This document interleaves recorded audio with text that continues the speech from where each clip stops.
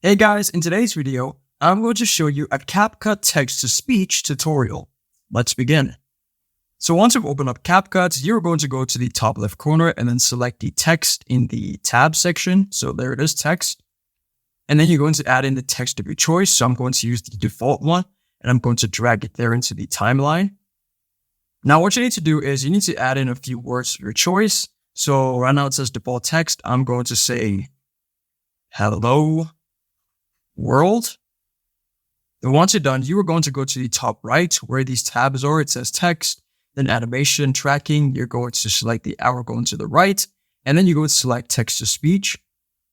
And then you're going to use one of your choice. So there's ASMR, there's Gloria 2, freckled alas, adorable girl, and charming female. So I'm going to use this one, for example.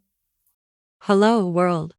And after you've chosen the type of voice that you want to use, you're going to go to this blue button which says generate speech. Hello, world. And there you go. If this video helped you out, then please leave a like and consider subscribing. It's free and it helps the channel to make more videos like this. Thanks for watching and see you in the next one.